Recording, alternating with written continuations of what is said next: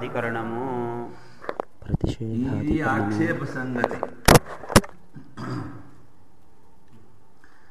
నిర్గుణ బ్రహ్మజ్ఞానం యొక్క ప్రాణ ఉత్క్రమణం విచారం ఇందులో చేస్తాము. జీవాత్మ ప్రాణంతో ఉత్క్రాంతి నిర్గుణ బ్రహ్మజ్ఞానం నిషేధించబడినదా లేదా లేకపోతే కేవలం దేహం నుంచే ఉత్క్రమణమా? పూర్వపక్షం అంటాడు, జీవాత్మ నుండి ప్రాణము ఉత్క్రాంతి నిషేధించబడినది, లేకపోతే ఆ దేహం ఎప్పుడు జీవించే ఉంటుంది అంటాడు. వాడు అడిగింది ఏమిటి? జీవాత్మ నుండి ప్రాణ ఉత్క్రాంతి నిషేధించారా లేదా? పూర్వపక్షం అంటాడు, ఆ జీవాత్మ నుండి ప్రాణ ఉత్క్రాంతి చెప్పి తీరాలి.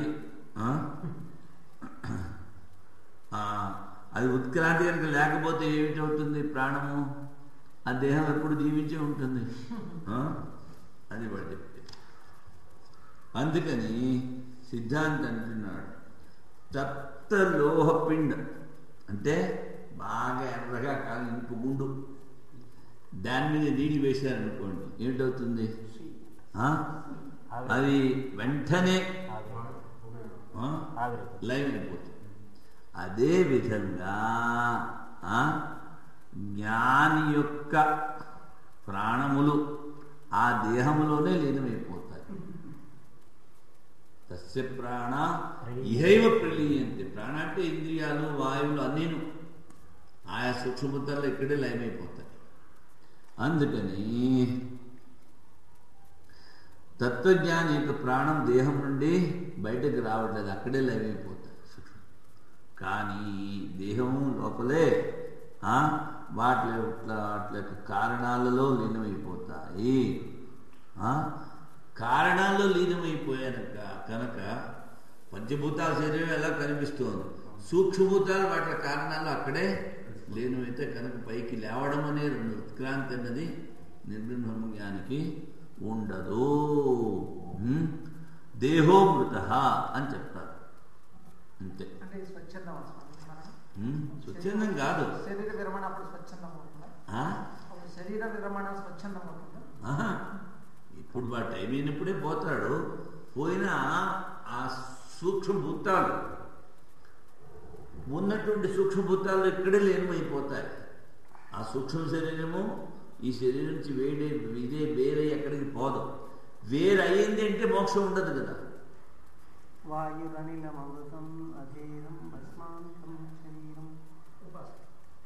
అక్కడ వాడు చెప్పేది ఆ కారణాలు లీనం కావాలి కోరుకుంటాడు కదా. అందుకని ఉపాసకుడికి కర్మికి ఆ స్థూల దేహం నుంచి ఈ సూక్ష్మ శరీరం విడిపడుతుంది. అది వాడికి ఎంతకాలంగా ఉత్తరాయణం దక్షిణాయనం పోతుంది. ఏమీ చేయని వాడు సూకరకుక్కరన్న పోతాడు. జ్ఞానికి అక్కడే సూక్ష్మభూతాల్లో ఆ సూక్ష్మభూతాలు లీనమైపోతాయి. సూక్ష్మభూతాలతో అయినటువంటి ఆ సూక్ష్మ శరీరము ఆయా ఉపాదాన కారణాల్లో అక్కడే లీనమవుతాయి. ఆ సూక్ష్మభూతాలన్నీ కూడి మళ్ళీ వాడు పైకి రాడు, మెజ్జైపోతాడు. అక్కడికక్కడ తస్య ప్రాణ ఇహైవ ప్రలీయంతి న తస్య ప్రాణ ఉత్క్రామంతి. పైకి లేవవు. అది ఆ శృతి ఉన్నప్పటికీ మళ్ళీ వీడేదో అడిగాడు, ఏం చేస్తాం?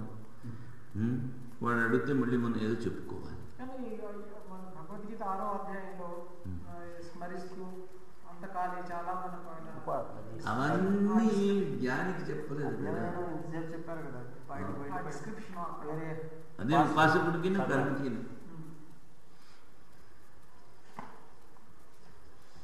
ఉత్క్రమణం ఉంది అంటే వాడు జ్ఞాని కాదు. లేకపోతే ముక్తాత్మ అని చెప్పుకోవచ్చు. క్రమముక్తి బ్రహ్మలోకానికి వెళ్ళి ముక్తుడు అవుతాడు కదా.